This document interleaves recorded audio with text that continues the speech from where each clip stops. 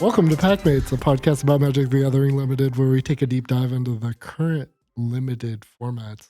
I'm Roby, the resident Dirtle expert. I'm Andrew, the resident splashing green expert. And I'm Joel, the resident combo expert. And we're We're the the Packmates. Packmates. Got him. That might be the best one we've ever had. That was a good one. What's the difference? R.I.P. Ryan. Never forget, pour one out. Are you saying that's what makes it better? Yeah. The sorrow on our voices makes it better. We're very disappointed. Yeah, we're all sad. It's been a good run for him, but you know. He's been replaced. So we have a little special episode this week. We're going to talk about how to draft. Yeah, we do that every week, but like extra this week. I thought it would be fun to try and just go through some of our basic pointers of people for people who actually haven't drafted before. Maybe you're interested and want to go to your first draft. Mhm. This is the one to listen to for sure. Andrew, what is drafting? Drafting is the limited format for Magic the Gathering. What does that mean? And so What that is means limited? it's okay. So limited is it's a 40 card minimum deck. And then what you do is you get 3 packs and you actually open the packs and you get to draft with the cards. So you build a deck out of these. Like the NFL? Yeah. Well, sort of like that actually. Kind so of, yeah. So you pick, you'll start with 3 packs. So you open up the first pack and then so you crack it open, you take out the token card, and then you get to look at all the cards and you pick one of them and then you pass it on to your left. And so you keep repeating the process. And then when you open up your second pack, you go to the right. And so That sounds really easy. Yeah. Right, Joel? Yeah, no, it's definitely a very welcoming format for new players. Everyone's happy to help, teach you more about it, give you Actually, some yes, tips. yes. Yeah. Like it is definitely very inclusive for new players. No. Weirdly is, yes. Because it's also probably one of the deepest formats. You can definitely go super deep and know a whole bunch of setup. But even if you're new to the game, you can definitely still go. And there was someone there who was their first time and they got a win. Yep, Exactly. yep, Yeah. yep. It's Yep. one of those formats I always think that just equalizes everything because you can't pay to win. Yeah, You that's can't, what limited is, right? can't, It's limited. There's only the cards that you open there are the cards you can use. Yeah. So Because it's normally just the most recent set, right? So it's not, playing with cards from 20 years ago or 15 years ago. Yep. Normally you're only playing with the, the new stuff. yep. And it usually costs around $20. 15, 20. If somebody's charging 30, they're out of their mind. Yeah, there's a little steep. 25 Seems a bit occasionally, steep. depending on the price of 25. par. Yeah, Somewhere in there. yep. It's a really good way to actually start building a collection too. Yeah, So so if you're really new to the game, where do you go to draft? you go to your local game store, your LGS. Do they all draft though? How do you find out? So you can look on the Wizards event locator Yes, and they will that is a have good dates one. and times. And you can see the little tag. It'll say booster draft typically, and it'll give you a brief description and then where you should go and win along with an address to, whatever navigation. So you can make sure to get there. Yep.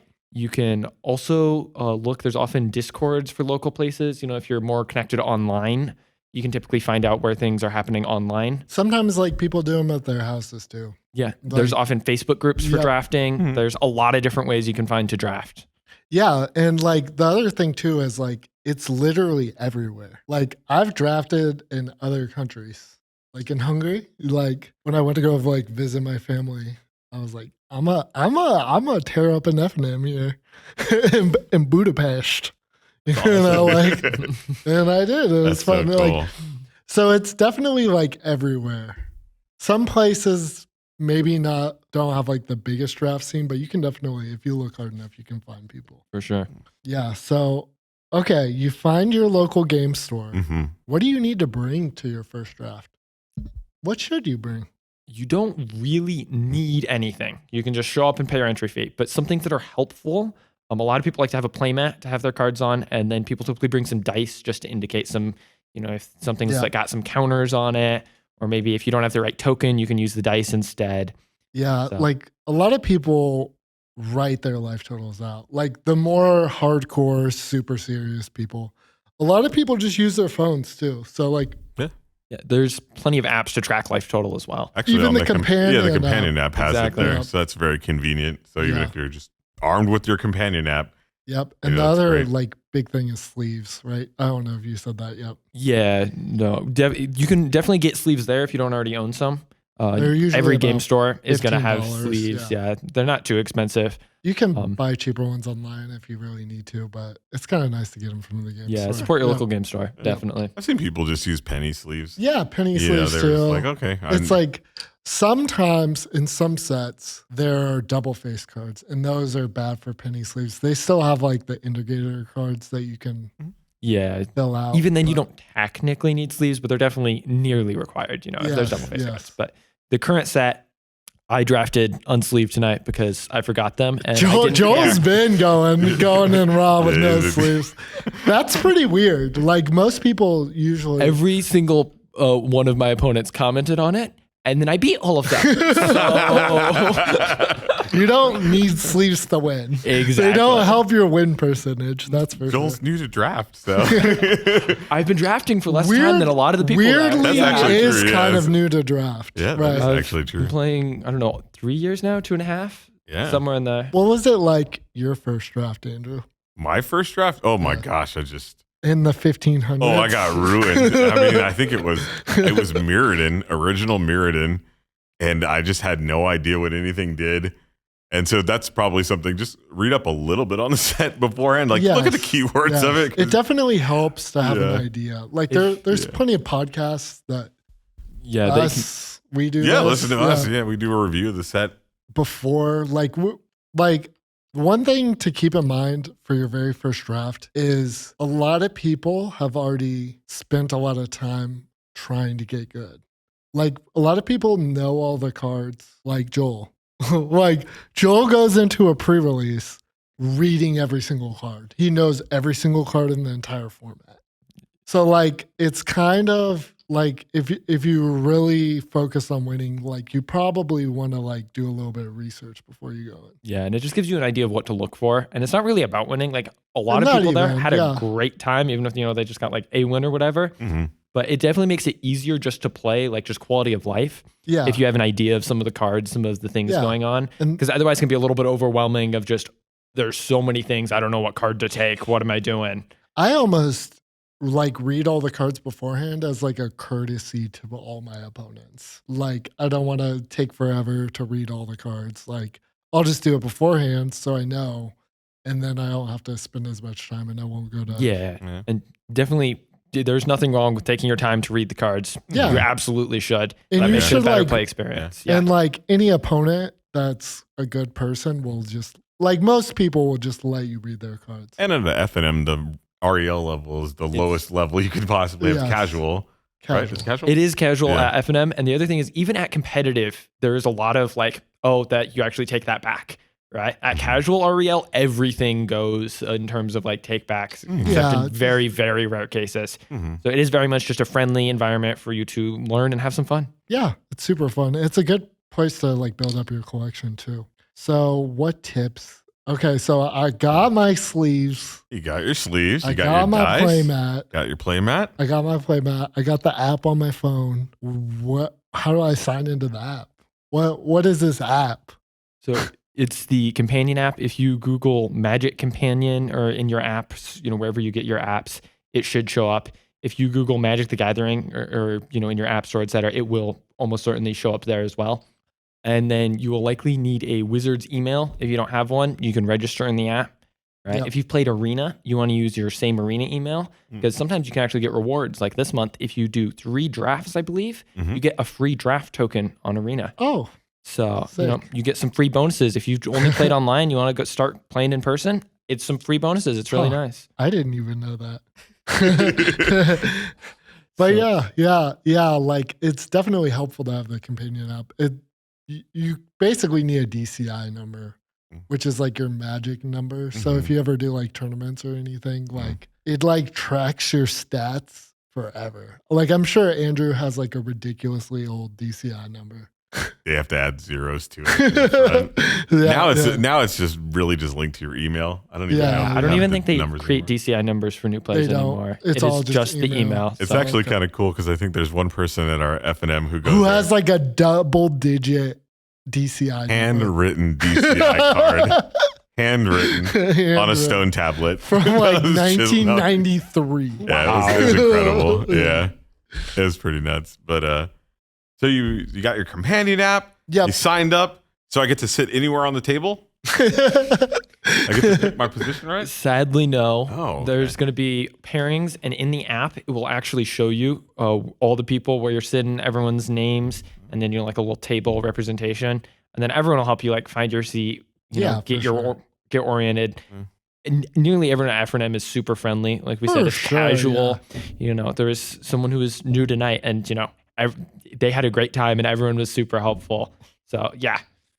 Yep. Makes it nice and easy. So I found my seat. Mm-hmm. Then what? So now they're going to hand out packs. Typically, you just pass them down. Everyone's going to get 3 packs. Yeah, pass them down. It's like weird the first time because you're just like, oh, do I just take these ones that just got passed to me, or do I just pass them down usually?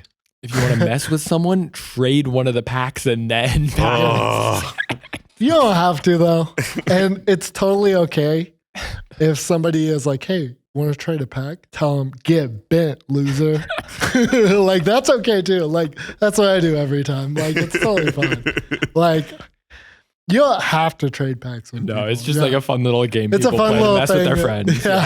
to get in people's heads. Yeah. And then once you've got your 3 packs, typically everyone will look around, make sure we've all got 3. Mm-hmm. And then, we'll kind of all agree to start, and everyone will open their first pack. Typically at the beginning, you're going to take a little more time, right? You've got all the cards to look through. You've got 14. Mm-hmm. And compared to later on, you might only have 4 cards to look through. So you're going to pick a little quicker. So this was a thing that happened today. What is a token? So a token, it will be indicated. It'll look a little different from the other cards. Most of the time it doesn't have a back. Yeah. Like a normal card. It's got like a blue back sometimes. Blue back. And it's like extra confusing in this set. Like I had the guy next to me was like, is this a token? Because it was an art card. Yeah, because art cards actually fill the token slot in the current play boosters in some cases. So like art cards are not tokens, but they are in the token slot. So you still take them out. Yeah. Yep. So you just take that out. If you leave it, it's not a big deal. It's just like the next person will be like, oh, there you go. Yeah. All right. So don't worry about that. And then you're just going to look through your 14 cards. You're going to want to read them all. Hopefully you've seen a little bit of the set before, so you're not completely confused. But typically you're going to have, a rare or 2 or 3 or 4, like occasionally. So the rares are in like the corner. I'm sure you probably know if you're getting into draft, but like the rarity is usually in the corner indicated by like a color. Yeah, so orange is going to be mythic rare, and then there's a gold is rare, and then silver is uncommon, and then just kind of a black is common. Yep. Mm-hmm. And mythics are usually like way more rare. And sometimes like one thing that we brought up talking about this beforehand was like a lot of times like new players will pass cards that are very expensive in real life. Like it's definitely worth it to like go through, find a list. You can usually just like Google the name of the set and then price list and sort by the most expensive and just look at like the top 5 cards. Even if, get an idea. Yeah, even if you don't know what they do, even if you don't care that much, if you just like look at the names, you might be like, hey, I recognize that name. Mm-hmm. Maybe I should, take this card. Because I can't even tell you how many times like just taking one card has like paid for my entire draft. Mm-hmm. So like a lot of times, like especially when you're new, you're not expecting to win every week, like to win the prize support. They usually only pay out to like the top 3, depending on where you're at. Sometimes a lot of places do pack per win. Yeah, pack per win, yeah. Yep. But like a lot of times, like a one rare mythic could just pay for your entire draft. So yeah, it's definitely for mine tonight. Yeah, yeah, exactly. Yeah. Like it's definitely worth it just to like go through and familiarize yourself with like even the price list. Yep. Mm-hmm.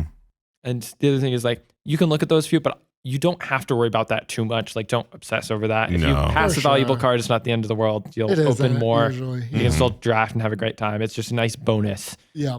That on top of being able to draft. Sometimes like it'll feel kind of bad whenever the person next to you is like, oh, you passed me this expensive card. Awesome.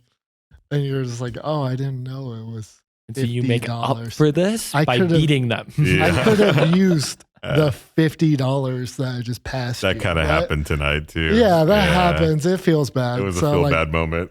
it's definitely nice to like just know that is a thing that could happen. Just take a minute or two. I think MTG Stocks has a price list. Yeah. There's some other websites. MTG Goldfish usually has like the There's plenty of websites for it. It's not hard. Takes a couple minutes. Might save you from a little bit of feels bad. Yeah. Especially if you need the money for sure. Like, so take a card and just keep taking more cards out of that pack. Depending on the format. I've drafted this conspiracy. I'll reveal it face up and put it back into the pack. So, okay. Yeah.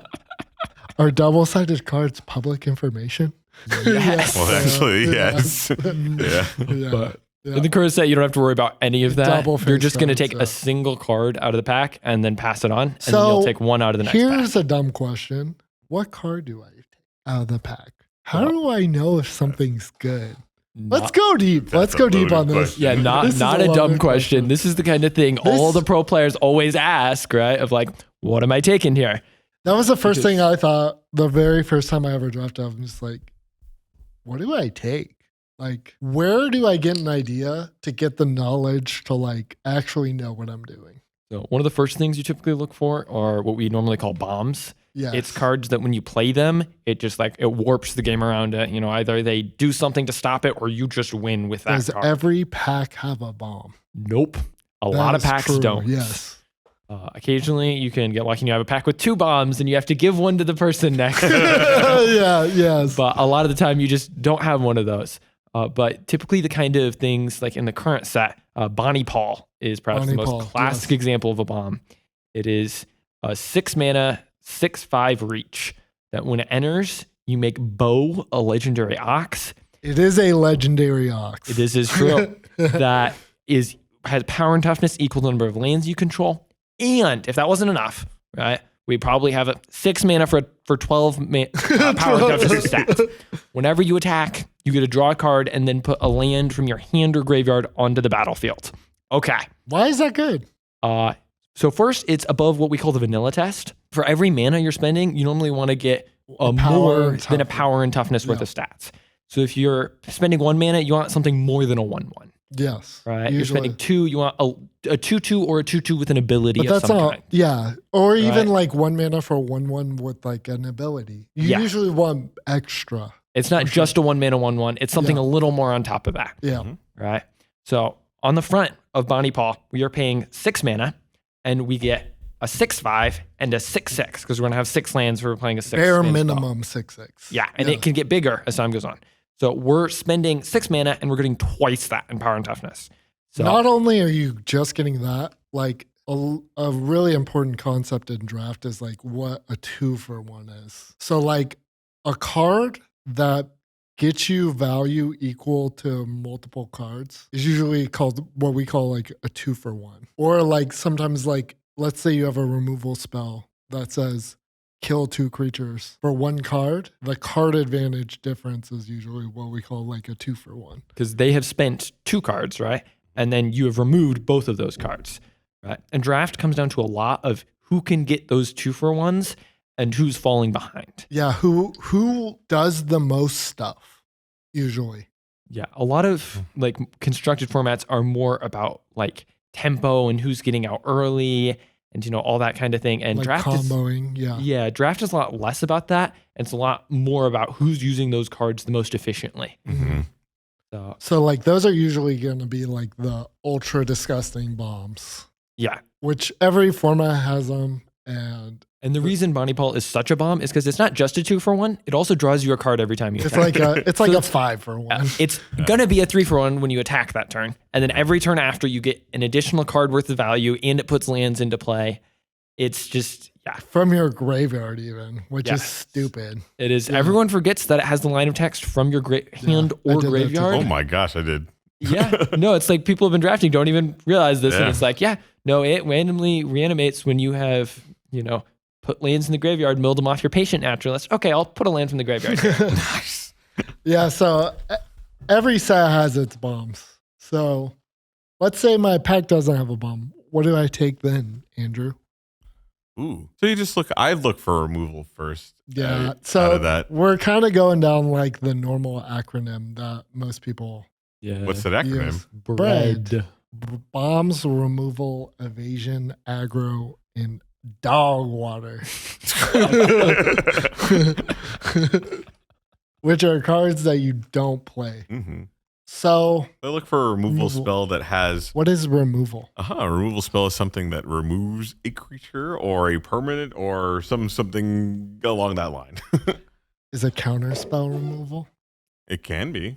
I don't really count it under this section. Counterspells Unlimited historically are not that great.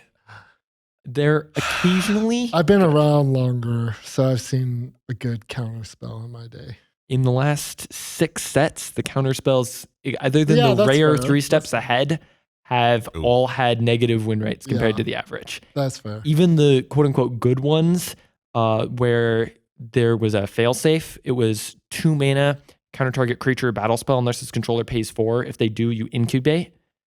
That was one of the better ones. It was, because it gave you a failsafe. If they pay the mana. The one that comes to mind for me is Flip a Switch, the one that makes the decayed zombie token. Okay, but that's 2 years ago. Yeah, that's a while ago. That's probably not even 6 It was sets. straight up before I was playing. Still in standard. I remember, was it Essence Scatter? Essence Scatter's double blue though. Essence Yeah. Capture. Oh no. Oh, I meant Essence Scatter Essence is Scatter is more reasonable. reasonable. 2 mana Yeah. counter target creature, but I don't think even it had a positive win rate. Oh wow. Like it's these ones where even when you think they're really good, it's like they just tend to not perform that well because they tend to be awkward. In Yeah. Constructed, it's really easy to build a deck where you're holding open mana all the time and you get to choose whether you want to counter their thing or do your own thing. In Limited, it's a lot harder to have times where you're either countering their thing or doing your own thing. So if you hold open mana and then they don't play something for you to counter, and then you have to do it again, it just gets super awkward and you aren't doing your own thing. And Limited is typically more about, advancing your own stuff than about stopping your opponent from winning. Obviously, you need to interact with your opponent. You can't just let them do their own thing. You need some removal, but it's less about that than something like Constructed. Where do you put something like a giant growth in that? And then we call those combat tricks, right? So now we're getting into what I think is the E. Not even E. E is the efficient, evasive. Yeah, no. Combat tricks don't really fit on the traditional acronym. For those who don't know, giant growth, it's 1 mana for +3/+3. +3/+3. So it's a nice little trick to get your creature bigger than their creature, so their creature dies in combat and your creature lives. Combat trick. All right. Yeah, combat tricks. But those are borderline removal sometimes. They're occasionally, if you don't have enough removal, you should be playing more combat tricks, right? If you have more removal, you don't need combat tricks as much. Sometimes you still play them. But the thing with combat tricks is you need a creature for them to do anything. Yes. Right? And that's a classic thing that I see helping new people is they'll have because combat tricks have a very visceral feeling. They feel so good because you get your opponent every time. It feels so awesome. And it feels so bad to get combat tricked. Because you get them. It's like they thought they were going to win this one. They thought everything was going smoothly.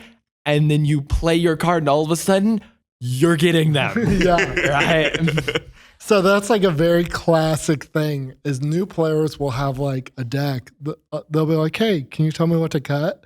They'll have 7 combat tricks and 10 creatures, which is a very, very, very low ratio. And even experienced players fall prey to this. Yes, in the all the finals, time. I played against a very good player, and I think there was 4 take up the shields. I don't think they were all in the main deck.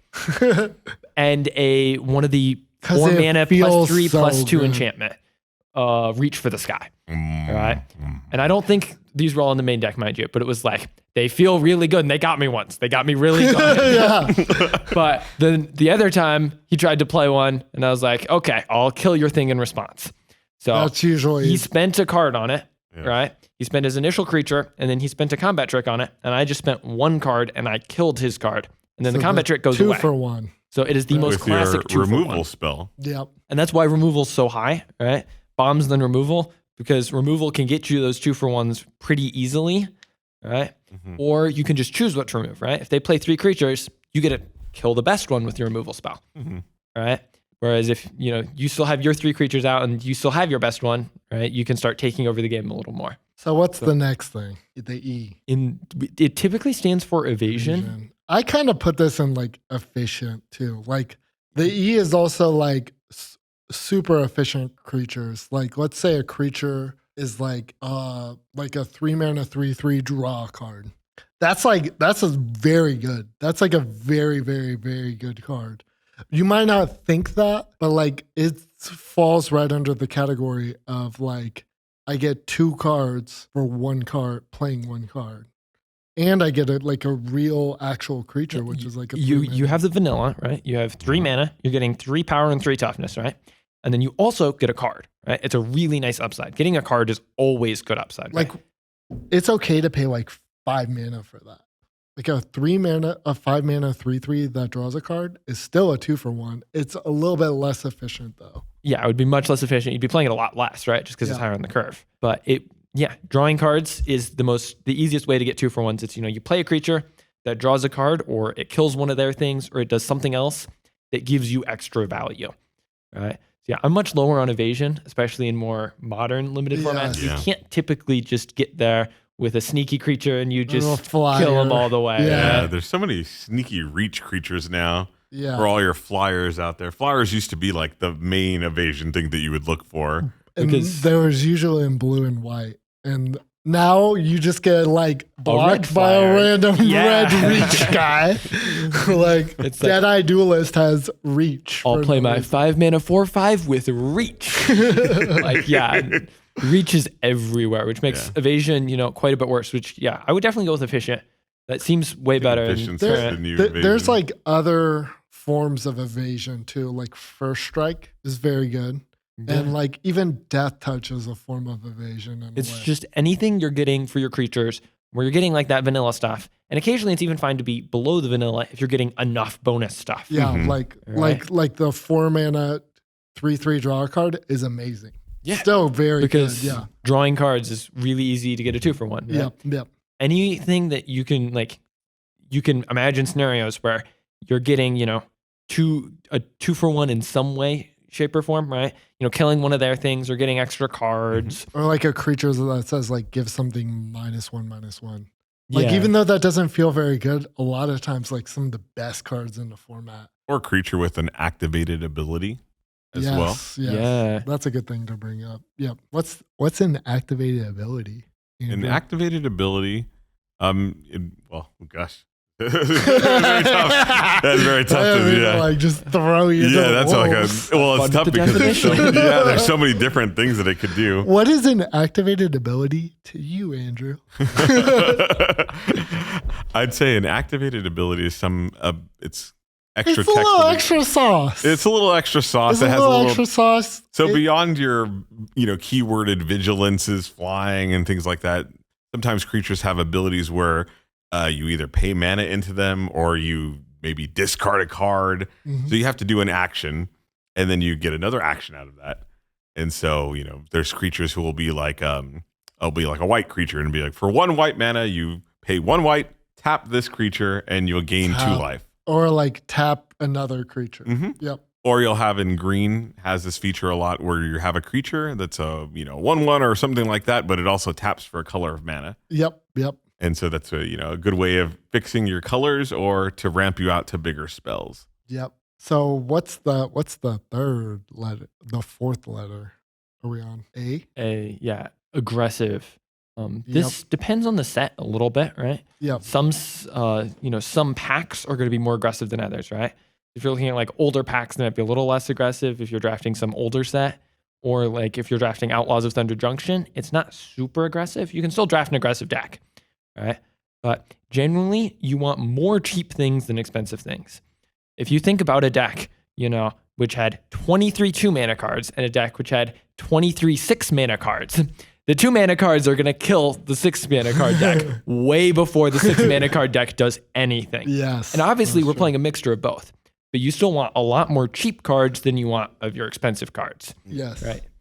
So, And like I think the A is usually like these are like your vanilla test creatures, like the ones that just barely pass the vanilla test. And these like a lot of times these are like your 9th, 10th pick, 8th pick. Sometimes even like your like 5th or 6th pick if your colors are very contested. Yeah, it's like you're looking at the other stuff first, but then if you don't see, your bomb or your removal or like anything that's giving you like a 2-for-1, any super like efficient, like, ooh, that card is going to do really good. I'm excited to play that one because it does so much, right? Yeah.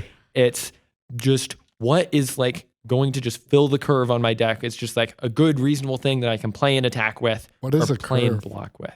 So a curve is a little bit of what I was talking about of the mana costs of your deck, right? Because that's very important and limited of having enough cheap things like 2 or 3 mana things to play in order to survive or to kill your opponent before they do their really big, 6 or 7 mana things, right? So it's the idea that you want quite a few 2 drops and then some more 3 drops and then less 4, 5, and 6 drops and so on, right? Yeah. So like I like to think of it like Magic games. This is going to get real contextual. Are like won by the person who spends the most amount of mana in a way. Like this isn't always 100% of the time. Joel's coming at me. He just made a face. He just made a face.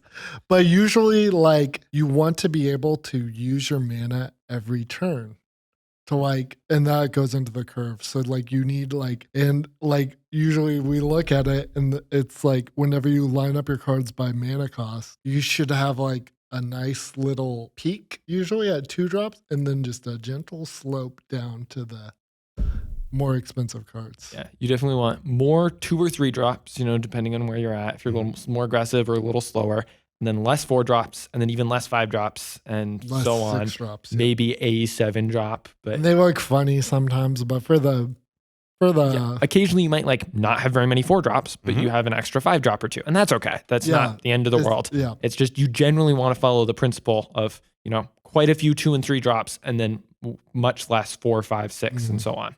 And you'll have a better time usually. Yep. Because the reasoning that works is like Roby was saying that if I'm spending all my mana on turn 2 and all my mana on turn 3 and all my mana on turn 4 and all my mana on turn 5, right? We normally call that curving out. Compared to someone who plays a 1 drop on turn 2 and then a 3 drop and then nothing on turn 4 Yes. and then a 5 drop, right? The person who's spending all of their mana every turn has probably done a lot more and is probably winning the game. Right? Yep. And like it's so hard to get back from that. Like if you just have like a 6 drop big creature, like a lot of times they can just completely avoid it and just win the game. Just straight on the Or spot. you finally get to your 6 drop and you do your thing and they say, I'll kill it and attack you with everything. I'll kill it because I haven't had to use any removal on any of your stuff and just get in. And then the D and bread is usually like the bad cards you just don't play. Yeah, draft chaff, anything. It's just That's a thing that a lot of new players fall into too, is like, we'll see, because like all of us help new players with their decks, and you definitely should ask people. Like, don't be afraid to ask people. And usually there'll be like 1 or 2 cards in your deck that you think are pretty good, and then somebody will just be like, take that out. yeah, that card's terrible. What are you doing? Yeah, not usually like that, but like, Yeah, no, they'll be a lot nicer. a lot nicer. Sometimes like the word we use is like, oh, that's unplayable. Yeah, Unplayable. I definitely said that to someone today. I And have it was too, yes. yeah, it was a good player even, right? But it was a card that is very good and constructed. And he kind of got lured into it of, oh, this is really good and constructed. That's a big Indomitable trap. creativity. Huge trap. Oh, Huge trap. And it's like, it's not going to do anything in limited. It's going to be terrible. You're just going to turn their thing into something better half the time and your own things into something worse half the time. Is that what you want to do? Right? And he was like, oh, yeah, that actually makes sense. Right? But it's just like when you look at it for the first time yourself, even good players often don't, think everything through, think through every scenario. I play bad cards all the time. Like, And sometimes in the it right works. deck, a Yes. bad card can be good. Yes. Right? But especially when you're newer, take the advice. Usually, Right. yeah. They're almost always going to know what they're talking about. Or and you're going to And it's absolutely okay. That is true. I started off my draft journey, being unhinged, and I've stayed unhinged. This And is like- very true. I've stayed ridiculous, And it's all about like what you want to do. Like if you just want to be unhinged and like do crazy stuff, like you might not win as much, but like it's totally okay to do that. And you can have a blast doing that because there are definitely times. I'm stuck around for this long, right? Like, Yeah. my very first draft deck had 12 lands in it. I knew that was wrong. I knew that was ridiculous. My curve stopped at 2. I was so aggro. I just like to say I won an F&M with 12 lands. Lord of the Rings. It was a very good deck. It was a awesome. very good deck. Awesome. Yeah. And that's so funny and that's so wrong. Yeah. Okay. Actually, I think it may have been right in that one specific very was very But like Yes, it you was a very good went deck. crazy to try to get an achievement. Yes, absolutely. Like, But I did it right. And that's the thing. Once you know like those general principles and how to build your deck, etc., you can learn what rules I need this removal. I need this card for my deck instead. Yes. Because I need a 2-drop. Yeah.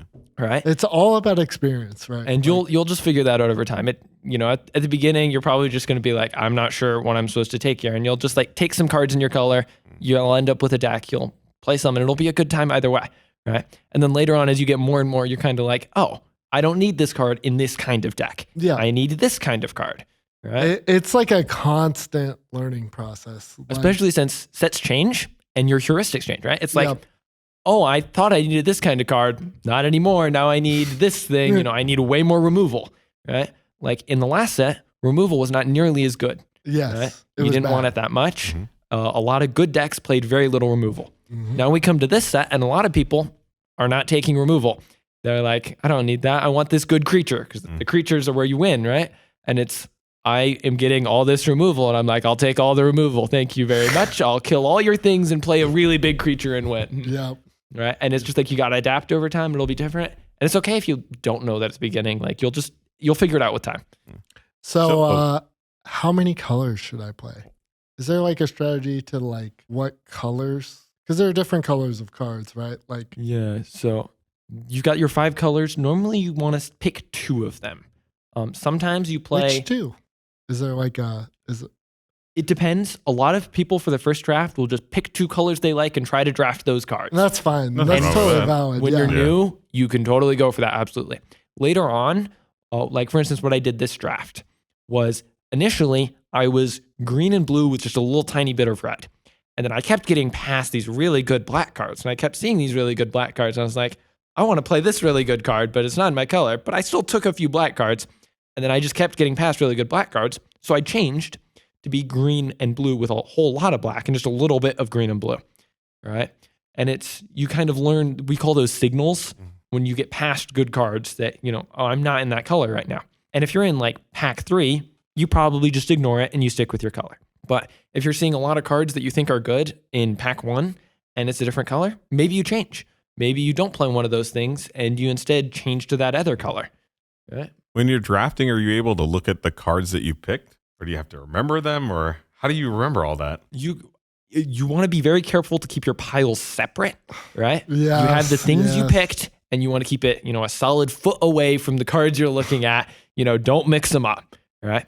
But at Friday Night Magic, yes. F&M, you are definitely allowed to look at what you've taken and you can be like, maybe I don't play these 2 white cards. Maybe I change and I play these black cards instead. One thing that I see new players do, and this can be kind of like really confusing, is like sorting, which is totally fine to do, is to like sort your cards. But a lot of times I've seen new players where they take and they'll sort their cards by colors in face down piles, and sometimes those will just get like picked up and taken. Yeah. You typically want to keep all the cards you've drafted in one pile. Usually, yes. Yeah, most places that's just like an etiquette thing where you just keep it in one so that way you don't get mixed up or anything. And you want to keep it more centered, not like off to the side where it looks like you're giving it to the next person. One thing that Andrew said before that I thought was like super smart is like you can sort by color, but just put it all in one pile and turn one color one sideways or something. Yeah. Yeah, which is There's a definitely good things way you can to do like that. Yeah. And at the beginning, you probably aren't quite sure what colors you are unless you're just picking a couple and taking some cards. And that's normal. And that's like what everyone is, right? Like I changed colors this draft and it worked out really well. The later you get though, the less you should be willing to change colors. For sure. Right. By 'Cause pack 2, you have normally less want to cards. figure out your colors Mm-hmm. Yeah. because otherwise you just won't have enough cards to play. Right. If I'm green and white in pack 1 and I take 14 green and white cards, and then in pack 2 I see a really cool blue-red card, I should probably just pass it because, I'm not going to be able to get enough blue and red cards to make that card work. And you're not going to be able to draw the lands to cast your spells if you're trying to just play all of the colors. Yeah. There's some exceptions, right? If you've got a lot of lands that tap for 2 colors of mana, maybe you can play a 3-color deck or even a 4-color deck. But normally you just want to stick with your 2 colors, keep Or it simple 5. with no fixing.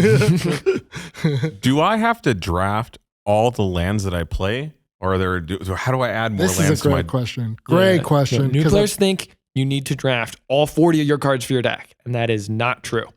You need to draft just your 23 or so cards, which are playing, your removal spells, your bombs, all that stuff we Your talked creatures. about. Yeah, so we've done Yeah. bread, and so now we know. And then you will be able to pick up, normally they have a box which has each of the colors of lands, and you can pick Mhm. however many you want of each land. Normally you play 17 lands in your limited decks. Occasionally you can go higher, occasionally lower, but Yeah. normally you just stick with 17. Yeah. And then That's like the magic number. How do you usually. figure when you're like putting so many lands or less lands? Do you have to look at what do you look at? Your curve? yeah, you're looking at how expensive your things are. Like Roby was talking about, I was playing very, very few lands, but you only had cards that cost 2 mana at most. And another thing too is like if you have like a ton of really cheap card draw, like you're just going to see more cards, so therefore you'll see more lands too. Yeah, that's true. But so if you have a lot of card draw, you can sometimes be a little greedy and have less lands in your deck. Mm. So you want to look at how expensive your cards are, and then if you're drawing a bunch of cards, maybe you can cut one of those lands. But also, if you're playing more colors, you got to be really careful that you're going to have all of your colors, right? Yeah. Mm-hmm. So, I was 3 and then just a little tad bit of a 4th color today. And I was trying to decide between 17 and 18 lands. I tried 18 and I ended up going to 17 because I had really good fixing. So when I want to add an extra color like that, I want to add colors that have like 3 mana symbols of the same color, Yeah. or So we normally call those mana symbols like pips, right? So Oh, if it's like okay. 3 white pips yeah. and like 3 colorless pips, and it's a really good card, and I'm a blue-black deck, Mm-hmm. I probably can't play it because I'm never going to draw 3 planes. Even if I put a few planes in my deck, I'm not going to draw all of them, right? But if it's one which has like 4 colorless and then 1, that's a card where if it's a bomb, you might just play that 1 card. And the general rule is you want 3 sources if you're splashing that 1 card, right? And that doesn't have to be lands. Like if you have a mana dork, like we were talking about, that creature with an ability that makes mana of any color, you can count that as one of those sources.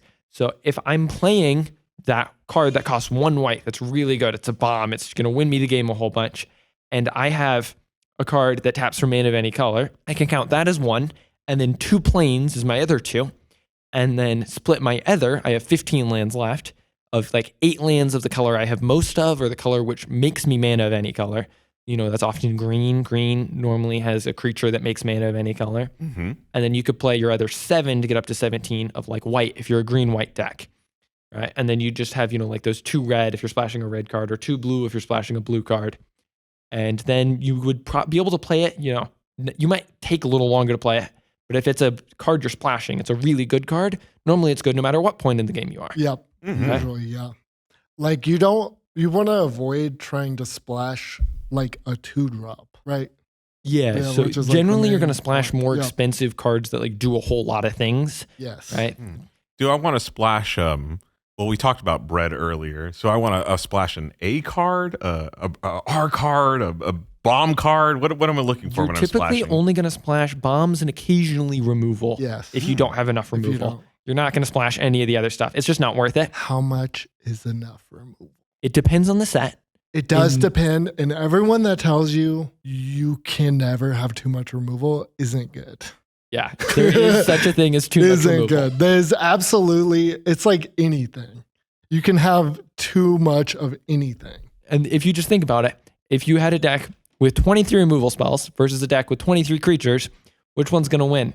Well, the deck with creatures probably has a creature that says make 2 creatures, something like Bonnie And Paul, that just beats it. Prickly Pack. And it's like, oh, they used When all it their removal dies, spells make and a they've 1/1. got a 1/1. Yeah. Oh, they're going to keep pashing with 1/1. You have no creatures. Obviously, that's like, it's exaggeration, but that is true of, 23 removal spells versus 23 creatures. So you want a mixture. I was on the top end of how much removal I'd play.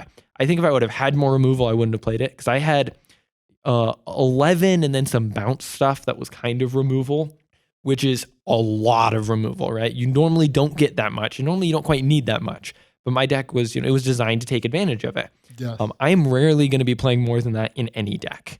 Most of the time for newer players, a thing that I usually use that I've heard before is cards that affect the board state.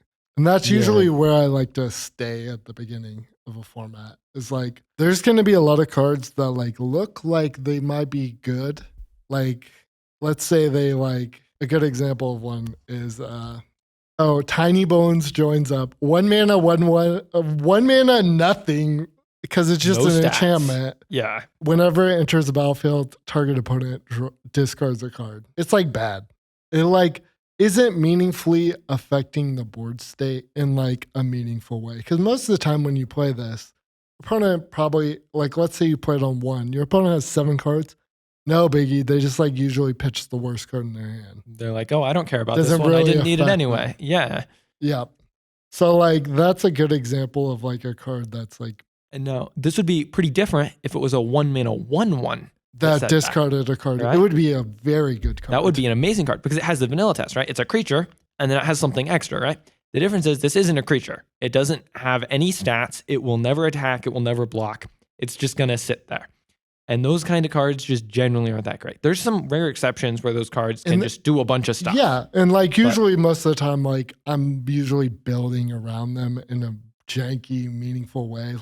I had the bottom text on it, which is mostly irrelevant. It is mostly just bottom text. Bottom text. And you'll notice this with a lot of cards. Whenever a legendary creature enters the battlefield under your control, any number of target players each mill a card and lose a life. It's very bad.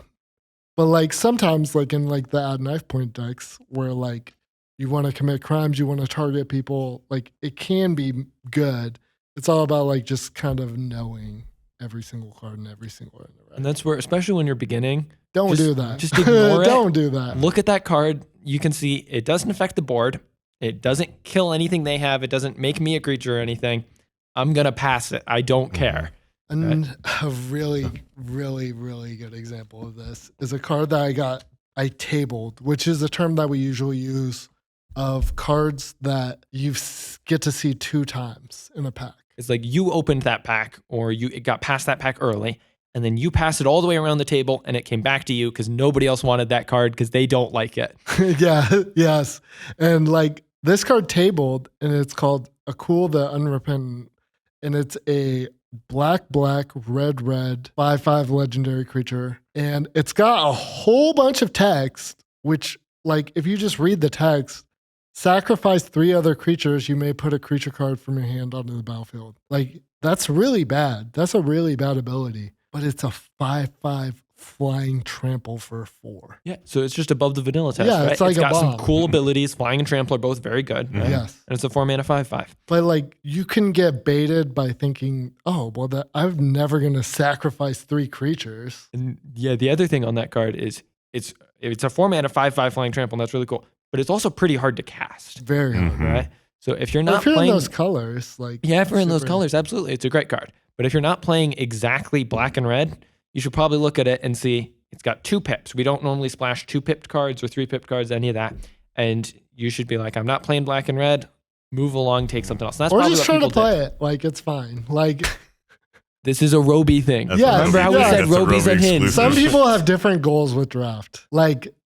I use draft as a creative outlet to see what I could get away with and still win games. I'm competitive, but also it's artistic expression for me. See, for me, like draft is all about optimization and efficiency. yeah, Exactly. yes, Yeah. and I'm trying to be as unoptimal and inefficient and that still win. functions. And Yeah. still win. I want to be on like the bleeding edge of what's okay to do. Whereas I want to be the perfect machine where everything is running super smoothly. Mhm. Everything is working together and yet is strong individually.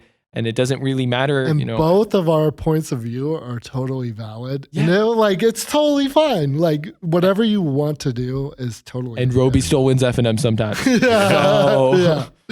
Doing unhinged things, which is awesome. Yeah. So I've built my deck, and I'm looking around the table, and we still have a little bit more time before the first round. Is it all right for me to ask somebody to look at my deck? Absolutely. And you should. You it's not just should. all right, you should. Every single good player does this. Like every single one of us Yeah, no, do this every single did that I one. have today? people look at my decks, and I looked at 5 people's decks today. Yes, Right. yes. Like it's totally, and like, even if it's like someone who beats you all the time and is way better, ask them. Because they're going to Ask know. them. Yeah, they'll know. They beat you every week, right? I Like, won tonight, and I asked Joel. I said, Joel, look at my deck because I feel like something's wrong with this deck. And I draft like every week here, and I still went out and asked for help. We had a little Yeah. bit more time left, and so he actually helped me out. He had me cut a couple cards that were probably on the lower D side of Yeah, yeah. our bread acronym.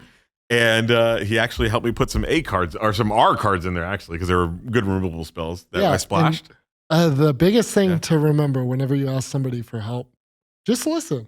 Just listen. You don't always even have to take their advice. Just Yeah. listen to their reasoning, and that's like the Yeah, important 'cause part. if it's someone who knows what they're talking about, they're almost always going to explain why Wh- they think why? a card is bad or why they think a card is good. If they're just saying change X, Y, and Z, take it with a grain of salt. Maybe they might still know what they're doing. They might just be a little less tired. Or if But- like they say change X, Y, and Z, it's totally okay to be like, why?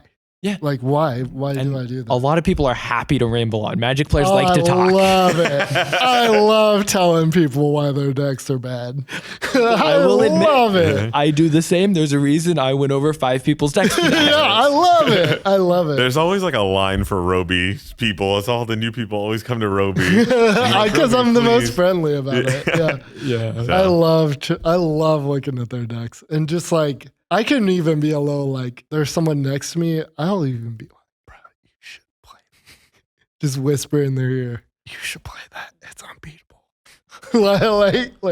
like I want everyone to win. Like, And then the other thing is, genuinely. often after your matches, people look through each other's decks and like talk about what they think worked, Yeah. what they think didn't, right?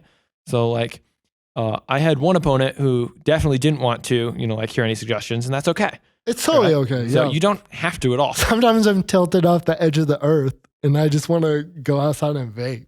Yeah. like smoke a cigarette. Like, But then there are a lot of other people who are super happy to give you some advice and to hear some, yeah, totally. and then like other times it's just like geeking out about each other's decks. Of, oh, that's so cool. You got to do that thing. 'Cause Oh, you yeah. often saw that card. You were like, oh, that's a cool card, but I can't play it. It's not my colors.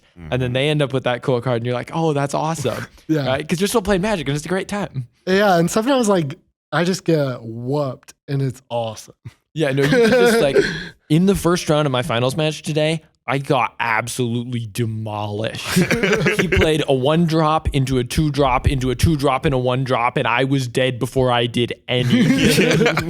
It's awesome, and you just, And I like was- take everything. Like imagine how your opponent feels when they just get to do their thing, Yeah. and how awesome it is. And I could like see the smile on his face. He was Yeah. clearly, the deck was doing its thing and it was cool. Awesome. Like- yeah, like people are like that for me all the time whenever I like mill someone out. It's just To be like, fair, people are more salty about that. yeah, for sure. But like, Yeah. yeah, It was be cool. happy. At the end of the draft, they do the prizes, and it was kind of nice tonight. Everybody was still there from our drafting, and everybody was just clapping for people who were winning. Yeah. They That's did awesome. the announcement of the places. People were clapping. It was just a good time. Everybody had a good time. And then when you finish your match, you can also watch other people's matches to see what their decks are doing, like the ideas, kind of the archetypes. Like green white is normally like a mount stack in this set, Mhm. right? So you can kind of see those kind of things and be like, oh, I see how that works and how those cards are working together, right? And sometimes you'll just look at something and be like, I don't know what is happening. What is Roby's deck doing? Usually it's me, and it doesn't. It's make always sense. you. It's always me, and yeah, but like, it's okay to be like that too. Yeah. like And it's kind of cool when you see it and it's like that one. I don't. How did we get from point A to point B here? I don't understand.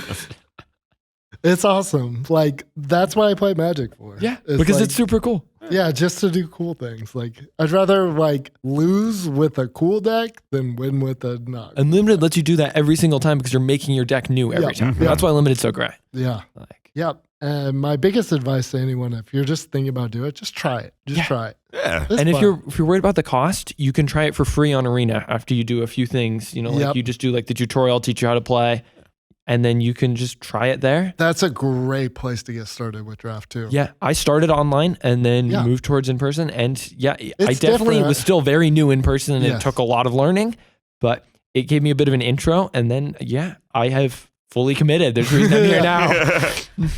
I started in a weird time, like right when Arena started doing drafts. So like I've seen like the progression of people coming like from Arena and like like the very first set I started was still like Magic Online, but like Ixalan but yeah, just try it. Just try it. Give it a try. Definitely worth it. If you have any other questions, leave comments. Or Leave join the comments. Discord, and you can ask Join us our there as well. Discord, Discord. Yeah. Cool. But yeah, I think that's all we got That's for all this we week. got. Yeah, Yeah. if you guys have any questions, Yeah, just leave a comment. ask. Join our Discord. It's awesome. Doing it. And we'll totally help you. Awesome. If you need Yep. cuts, yeah. Yeah, Oh, yeah. for sure. Like we'll even like watch a full draft. Maybe. Oh yeah. we Give you advice the entire time. we'll be like, stop it. What are you doing? I have no life. I'll be off. Yeah, well, that's all we got this week. Yeah. See y'all later. All right, bye. And Joel, sign off here. Insert sign off.